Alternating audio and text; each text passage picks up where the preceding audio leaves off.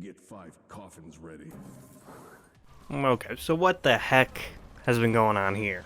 Alright, put my hand up. I know you guys don't want to see gameplay videos. I think I do an okay job with them. I put on a little music, I edit out deaths, and I think my commentary, given that I'm doing it live on stream for hours at a time, is decent. But it's not what you guys are here for, clearly.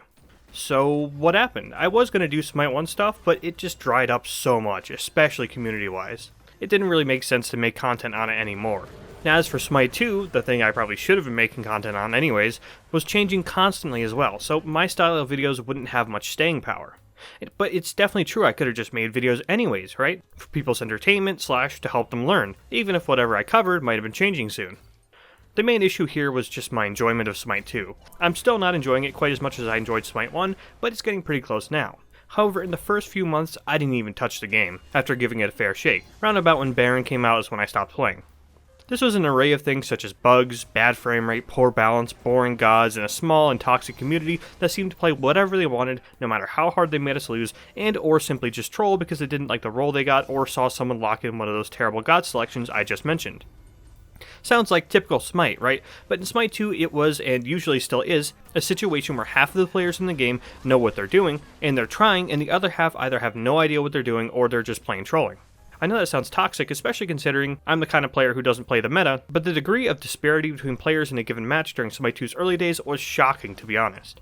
It's better now since, obviously, if people stuck with the game this long, they're more likely to know what they're doing. But seriously, I could barely get through my streams in the early days of Smite 2, it was really a frustrating mess. Unfair wins and unfair losses, it was difficult to get invested in at all. So that explains why the videos have been low effort ones. I'm just coasting really until the game really comes alive, and that will be likely when it enters open beta. However, I won't wait for the open beta to start making more informational videos and, of course, god guides for Smite 2. I don't have a set date yet, but shortly after the huge January 15th update, that being when Aspects, Aladdin, Joust, Duel, Assault, in quotes, and much more are being added. I'll acclimate to the patch a bit, and then bam boom, guides will be on their way. I already have a few written, and of course will make minor adjustments based on how the meta shifts. Now, I don't have 100% confidence, but I am fairly confident that after this upcoming patch, the game won't be so all over the place, and I can make videos with a bit more staying power.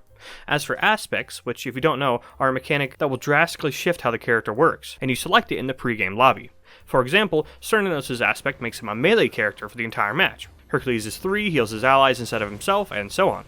Some of them sound kinda awful, to be honest, and are likely to change and likely aren't really worth making videos on, but I will definitely make separate videos on any aspect that is meta relevant or seems to have some staying power. Talking about them within a god guide sounds like it would just way overload the video. And obviously, if you couldn't tell, there was some strategy here in waiting to do the Smite 2 god guides. This way, I have a much larger roster to tackle, and therefore have more longevity in the series, and obviously longevity equals good for the algorithm.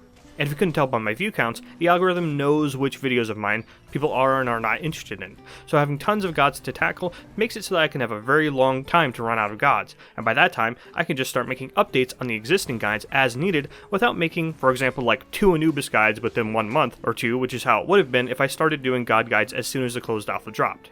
Again, the logic isn't 100% sound. The main reason, again, I just haven't liked the game all that much during the alpha.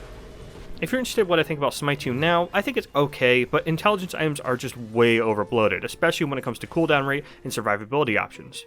I mean, you don't really need to 100 to 0 somebody if you do 3/4 of somebody's health within ability on a 3-second cooldown. TLDR, bro, it is so unfun to play against mages. I do think they successfully toned down tanks though, so I hope the same will come for intelligence scalers as well.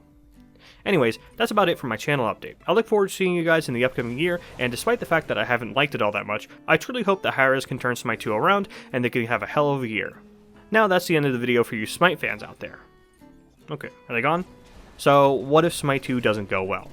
I mean, I like our little community here, but given the massive layoffs at Hi-Rez earlier this year, this is the make or break time for not just Smite, but Hi-Rez as well, and there's always a chance it does indeed break.